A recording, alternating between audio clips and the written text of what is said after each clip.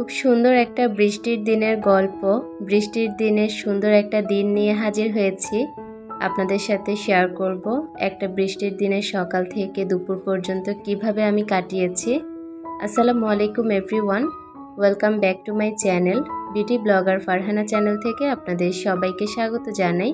কাছে দূরে যেখান থেকে বসে আমার আজকের ভিডিওটি দেখছেন, আশা করছি আল্লাহর অসীম রহমতে সবাই ভালো আছেন। আমরাও আলহামদুলিল্লাহ বেশ ভালো আছি। বরাবরের মতো আজও আরও একটি ডেইলি ব্লগ নিয়ে হাজির হয়েছি। আশা করছি শুরু থেকে শেষ পর্যন্ত আমার ভিডিওর পাশে থেকে যাবেন। অবশ্যই স্কিপ করা ছাড়া ফুল ভিডিওটি কন্টিনিউ করার চেষ্টা করবেন। কোথাও কোনো অংশ আপনাদের কাছে একটু হলেও ভালো লাগবে। সবাই এখনও ঘুমাচ্ছে, তবে আমি তো গৃহিণী, আমি তো মা, আমার তো ঘুম আসছেই না। সকালের নাস্তা তৈরি করতে হবে এটা ভেবে সকালে এত বৃষ্টির মধ্যেও আমি ঘুম থেকে উঠে গিয়েছি সবার জন্য নাস্তা তৈরি করব। বৃষ্টির দিন সেহেতু তো এখন খিচুড়ি রান্না করতেই হবে। আপনাদের ভাইয়া সকালে একটু ঘুম থেকে উঠেছিল, ফজরের নামাজ পড়ার সময় তো প্রচুর পরিমাণে বৃষ্টি হয়েছে। ও তখন বলেছে যে এরকম যদি 9টা পর্যন্ত বৃষ্টি থাকে তাহলে অবশ্যই কিন্তু তুমি খিচুড়ি রান্না করবে, আর অবশ্যই পোলাওর চালের খিচুড়ি রান্না করতে হবে। তো আমি ঝটপট রান্নাটা বসিয়ে দিচ্ছি, মোটামুটি 7টার মতো বাজে। তো এখন নাস্তাটা রেডি করে তারপর সংসারের সমস্ত কাজকর্মগুলো করে নেব। ভিডিওর এই পর্যায়ে আমার প্রিয় আপুদের কাছে ছোট্ট একটি রিকোয়েস্ট করতে চাই, যদি ভিডিওর কোনো অংশ আপনাদের কাছে একটু হলেও ভালো লাগে তাহলে প্লিজ আমার চ্যানেলটিকে সাবস্ক্রাইব করে আমার পাশে থেকে যেতে পারেন। নিত্য নতুন ভিডিও পাওয়ার জন্য নোটিফিকেশন বেল আইকনের অল অপশনটি প্রেস করে দিবেন। এতে করে যখনই আমি ভিডিও আপলোড করব সবার আগে আপনাদের কাছে নোটিফিকেশন পৌঁছে যাবে। আপনারা চাইলেই আমার সেই সকল ভিডিওগুলো দেখে নিতে পারেন। খিচুড়ি রান্নাটা সেরকম রেসিপি আকারে শেয়ার করছি না, শুধুমাত্র একটু বলে দিচ্ছি, যেহেতু আমি ফ্যামিলি ব্লগ করছি এটাও তো আপনাদেরকে বলা লাগবে। প্রথমে আমি তেলের মধ্যে পেঁয়াজ কুচি ভালো করে ভেজে তারপর আদা রসুন বাটা, সেই সাথে লবণ পরিমাণ মতো, হলুদের গুঁড়ো, মরিচের গুঁড়ো আর দিয়েছি ধনিয়ার গুঁড়ো। ভালো করে মশলাটাকে কষিয়ে নিয়েছি পানি দিয়ে কিছুক্ষণ। তারপর মশলাটা থেকে যখন তেল বের হয়ে এসেছে তখন পোলাওর চাল, সেই সাথে মসুর ডাল, আলু একসাথে ধুয়ে রেখেছিলাম কিছুক্ষণ আগে, সেটা দিয়ে এখন ভালো করে একটু নাড়াচাড়া করে নিচ্ছি। পোলাওর চাল যত বেশি ভাজা হবে তত বেশি ভালো হয় খেতে। পোলাওর চালটাকে ভালো করে ভেজে নিয়েছি। এখন হচ্ছে পরিমাণ মতো পানি দিয়ে এখন ঢাকা দিয়ে রেখে দিব। হতে হতে আমি অন্যান্য কাজগুলো এখন করে নিব। এখানে দেখতে পাচ্ছেন আমার ডাইনিং টেবিলটা এখন কতই না সুন্দর লাগছে, তাই না? ওই যে আপনাদের সাথে শেয়ার করলাম ডাইনিং টেবিলটা আমি খালি করে নিয়েছি ওভেনটা সরিয়ে, আর এখন তো আমার কাছে খুব ভালো লাগে, আমার মনটা এখন খুব ফুরফুরে, কারণ আমি একটা নতুন জিনিস জোড়াতে পেরেছি, সেই সাথে ডাইনিং টেবিলটাও খালি করতে পেরেছি। এটা আমার কাছে অনেক ভালো লাগার একটা বিষয়। তো এখন হচ্ছে আমি একটু গ্লুকোজ খেয়ে নিচ্ছি। সকালবেলা তো এখনও সবাই ঘুমাচ্ছে, আমার কিন্তু প্রচুর পরিমাণে ক্লান্তি ফিল হচ্ছিল।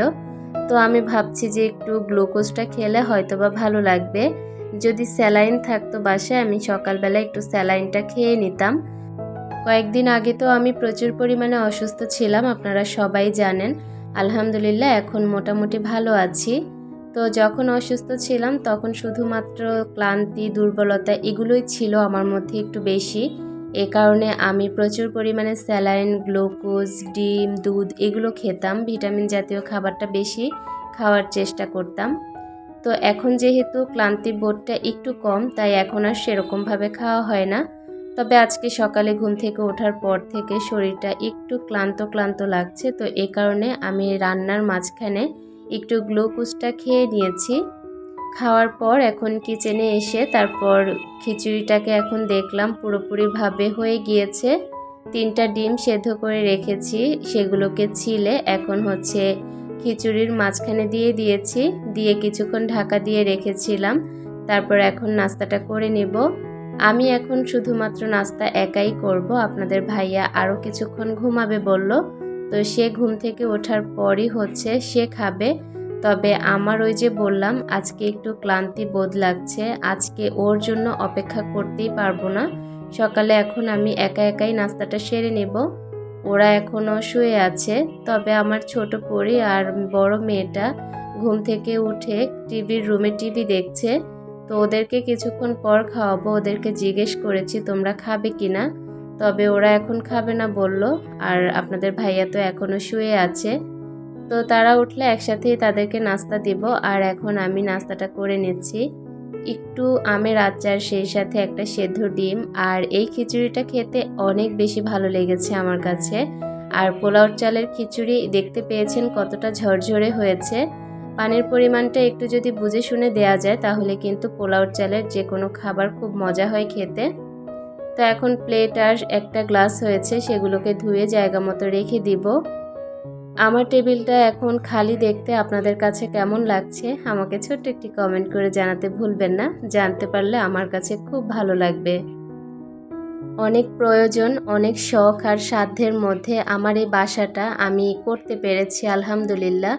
আমি করতে পেরেছি বলাটা ভুল হবে। আমার শ্বশুর, আমার হাজবেন্ডের অনেক কঠোর পরিশ্রমের ফল হচ্ছে আমার এই সুন্দর বাসাটা। অনেকের কাছে অনেক ছোট মনে হয়, অনেক চিপাচাপা মনে হয়, ঢুকতে নিলে এক একবার এক এক ফার্নিচারে ধাক্কা খাওয়া মনে হয়। তবে আমার কাছে এটা আমার শান্তির নীড়, আমার সুখের নীড়। সারাদিন পরিশ্রমের পর এক মুঠো সুখ নিয়ে সবাই যখন বাসায় আসে ওই সময়টাই আমার কাছে খুব বেশি শান্তি লাগে। আর আমার এই বাসাটা নিয়ে অনেকেই অনেক কিছু বলে যে অনেক ছোট একটা বাসা, আপনারা কিভাবে থাকেন, কিভাবে চলাফেরা করেন। তো আমার কথা হচ্ছে আমি যেখানে আছি আমি যদি ভালো থাকি তাহলে তো আলহামদুলিল্লাহ। আর অন্য কেউ দূর থেকে অনেক কিছুই দেখে, তবে আমার জীবন আমি কিভাবে চালাবো সেটা হচ্ছে একান্তই আমার ব্যক্তিগত ব্যাপার। তো যাই হোক, আমি এখানে ওভেন র্যাকটা রাখার পর অনেকেই অনেক কথা বলেছে যে দরজা দিয়ে ঢুকতেও বাড়ি খাওয়া লাগবে, সেই সাথে বেডরুমে যাওয়ার সময় ধাক্কা খাওয়া লাগবে। তো এটা যেহেতু আমি এনেছি, আমি বুঝে শুনেই এনেছি, তাই না? আর আমি বুঝে শুনে এনেছি, আমার বাসার সবাই কিভাবে ভালো থাকবে সেটাও দেখার দায়িত্ব আমার। আপনাদের ভাইয়া আর আমি ফার্নিচারগুলো গুছিয়েছি, আমরা আমাদেরটা বুঝে শুনেই করেছি। আর আমার ডাইনিং টেবিলের উপর যখন ওভেনটা ছিল তখন দেখতে খুব বাজে লাগতো, এ কারণে আমি খুব ঝটপট ওভেন র্যাকটা কিনতে হয়েছে। আমি জানি আমার বাসাটা এখন আরও ছোট লাগছে কারণ ফার্নিচারগুলো একটু বড় হয়ে গিয়েছে। তো কোনো সমস্যা নেই, আসলে নিজের বাসা যেহেতু একটু কষ্ট করে থাকলেও খুব শান্তি লাগে। আর ওভেন র্যাকটা এখানে রাখার কারণে আমাদের কারোরই কোনো সমস্যা হচ্ছে না। আশা করি আপনারা বুঝতে পেরেছেন। ওভেনটা আমি খুব সুন্দরভাবে সাজিয়ে নিয়েছি, ওভেন র্যাকটা। তবে নিচের অংশটা বলেছিলাম আপনাদেরকে একটু সাজিয়ে দেখাবো। তো আজকে যেহেতু সাজাচ্ছি তাই ভাবলাম যে আপনাদের সাথে একটু শেয়ার করি। কিছু কিছু মানুষ আছে মানুষকে খুব আঘাত করে কথা বলে। আমার কাছে না খুব খারাপ লাগে যখন কেউ আমার এই শখের বাসাটা নিয়ে কিছু বলে। আমি তো একটা সময় ভাড়া ছিলাম, আমি এখন নিজে যেহেতু যতটুকু করতে পেরেছি আমার শ্বশুর আর আমার হাজবেন্ড মিলে ততটুকুর মধ্যেই আমাকে থাকতে হবে। তবে আমাদের এই বাসাটা হচ্ছে এখন দোতলা কমপ্লিট করা হয়েছে। যখন 3 তলা আর 4 তলার কাজ করব ইনশাআল্লাহ, তখন তো আপনাদের সাথে যদি চ্যানেল থাকে ভিডিও শেয়ার করব। তখন আমরা এতটুকু জায়গার মধ্যে ছোট্ট একটা ডুপ্লেক্স বাসা করব, যেন 3 তলা 4 তলা একসাথেই ব্যবহার করতে পারি। তো এ কারণে এখন যেরকম আছে সেরকমটার মধ্যেই থাকতে হবে, যেহেতু নিজের জায়গা, কোথাও তো আর যেতে পারবো না। তো আশা করি আপনারা কেউ হার্ট করে কথা বলবেন না, আমার কাছে খুব খারাপ লাগে এগুলো শুনলে।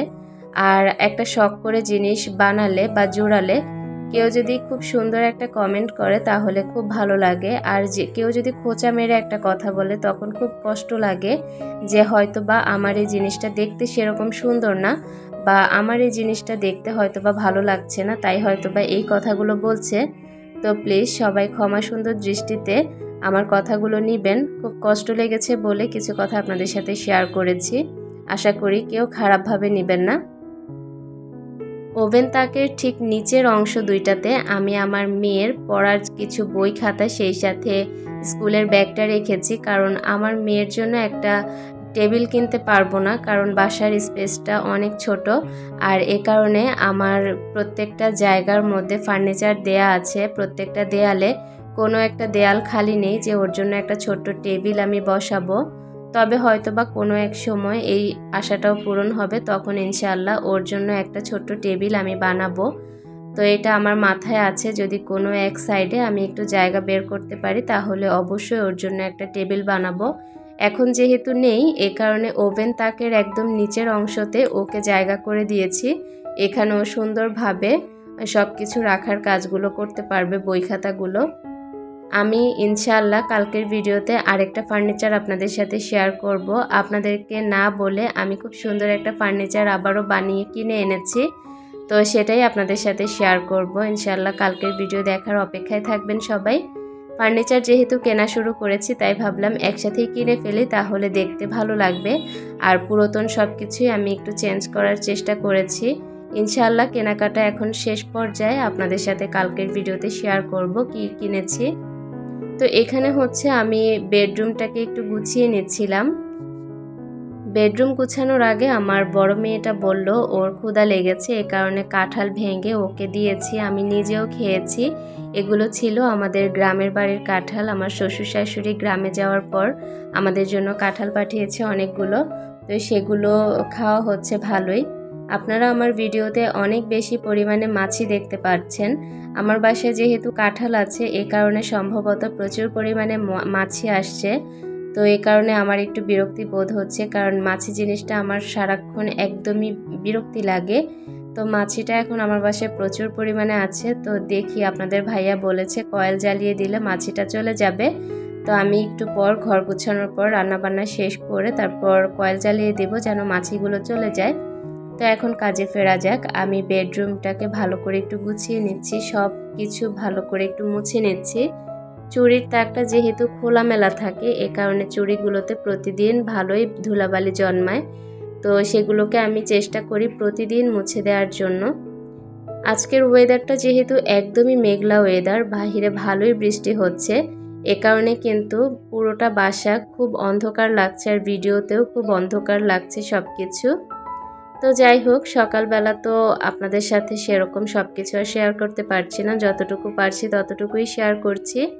এতটুকু কাজকর্মের মাঝখানে কিন্তু আপনাদের ভাইয়া ঘুম থেকে উঠে তারপর নাস্তা করে বাহিরে চলে গিয়েছে, মানে দোকানে। আর এর মধ্যে আমি আমার বেডরুম গুছিয়ে তারপর এখন শাশুড়ির রুমটা একটু গুছিয়ে নিচ্ছি। শাশুড়ির রুম যেহেতু তারা এখন বাসায় নেই, সবসময় গুছানো থাকে, তো তারপরেও আমার শ্বশুর শাশুড়ি যাওয়ার পর আপনাদের ভাইয়া এই রুমটাতে একটু বেশি সময় থাকে, এই কারণে রুমটাকে একটু ভালো করে ঝেড়ে নিচ্ছি। তারপর এখন চলে এলাম কিচেনে, রান্নাবান্না করব। তার আগে আমি একটু কফি বানিয়ে নিচ্ছি। সমস্ত কাজকর্ম করার পর আমি যখন এক কাপ কফি নিয়ে বসি তখন আমার কাছে খুব ভালো লাগে। তবে কাটা বাছা সব গত রাতেই করে নিয়েছি, এখন শুধুমাত্র আমি রান্নাটা বসাবো। রান্না করতে আমার বরাবর খুব ভালো লাগে, এ কারণে রান্না নিয়ে আমি কখনোই পেরেশানি হই না। আস্তে ধীরে রান্না করলেই আমার কাছে ভালো লাগে। আর যেহেতু সব কাটা বাছা করা আছে সেহেতু রান্না করতে আর সেরকম একটা সময় লাগবে না। সকালে নাস্তার পরপরই আপনাদের ভাইয়া চা কফি কিছুই খেতে চায় না। যখন সে দোকানে চলে যায় তখন আমি তাকে চা কফি দিয়ে আসি। আজকে একটু ভাবলাম অন্যরকমভাবে কফি তৈরি করি, এটা আমি গত রাতে ফেসবুক স্ক্রল করতে করতে দেখেছি, তো তখন থেকে আমার খাওয়ার খুব ইচ্ছে জেগেছে। তো আজকে সকালবেলায় তৈরি করে নিয়েছি, মোটামুটি দুপুরের কাছাকাছি হয়ে গিয়েছে। আমি প্রথমে কিভাবে এই কফিটা তৈরি করেছি আপনারা তো ভিডিওতে দেখতে পেয়েছেন। যদি কেউ ভালো করে দেখতে চান তাহলে আমাকে বলবেন, আমি রেসিপি আকারে আপনাদের সাথে শেয়ার করব। কফিটা খাওয়ার পর আপনাদের ভাইয়া এত পরিমাণে খুশি হয়েছে, এত ভালো বলেছে, একদম হোটেল স্টাইলে যেরকমভাবে কফি তৈরি করে সেরকম একটা ফ্লেভার এসেছে। আপনাদের সাথে আমি কোনো একটা দিন কোনো একটা সময়ে এটা রেসিপি আকারে শেয়ার করব, আপনাদের কাছে ভালো লাগবে খেতে। তো বাসা বাড়ির কাজকর্ম তো সব কিছু শেষ করে নিয়েছি, এখন আপনাদের সাথে আমার ছাদটাকে একটু শেয়ার করছি। কয়েকদিন আগের একটা ভিডিওতে আমি ভয়েস ওভার করার সময় প্রচুর শব্দ হয়েছে, তখন আমি বলেছিলাম আমাদের ছাদে একটু কাজ করাচ্ছি, এ কারণে একটু শব্দ হচ্ছে। তো কাজটা হচ্ছে এই যে এগুলো কিছু অনেকগুলো ইটা ছিল আমাদের বাড়ির কাজ কমপ্লিট করার পর, সেই ইটাগুলোকে ভেঙে এরকম বস্তা ভরে নিয়েছে। আর আমার বাগানের অবস্থা কি করে ফেলেছে, আমি তো দেখে অবাক হয়ে গিয়েছি যে আমি তো এতদিন ছাদে আসিনি, প্রচুর পরিমাণে খারাপ অবস্থা করে ফেলেছে। তবে আজকের ভয়েসটা যখন দিচ্ছি তখন কিন্তু আমার ছাদটা পুরো পরিষ্কার হয়ে গিয়েছে। ইনশাআল্লাহ কালকের ভিডিওতে আপনাদের সাথে শেয়ার করব। ছাদের উপর এতদিন সমস্ত কঙ্করগুলো একদম ছড়ানো ছিটানো ছিল। এ কারণে আপনাদের ভাইয়া একজন লোক ঠিক করেছে কঙ্করগুলোকে বস্তা ভরে ভরে রেখে দিবে। উপর নিচের অবস্থা খুব খারাপ হয়ে গিয়েছে, এগুলোকে আমি পরিষ্কার করে নিয়েছি, কালকের ভিডিওতে আপনাদের সাথে শেয়ার করব। আর পুরো ছাদটাই শেয়ার করব। এখানে করলা দেখতে পাচ্ছেন, এই করলাগুলো নিয়ে কালকে ভাজি করার চেষ্টা করব। আমার তো দেখে খুব ভালো লাগছিল। যাই হোক, কথা বলতে বলতে আজকের ভিডিওর একদম শেষ প্রান্তে চলে এসেছি। যদি আজকের ভিডিওটি একটু হলেও ভালো লাগে তাহলে একটা লাইক আমি আশা করতেই পারি, একটা ছোট্ট কমেন্ট করে যাবেন। আপনাদের একটা কমেন্ট আমার জন্য অনেক উপকারী, পরবর্তী দিনের একটা ভিডিও তৈরি করতে অনেক উৎসাহ পাই। আজকের মতো বিদায়, সবাই ভালো থাকবেন, আল্লাহ হাফেজ।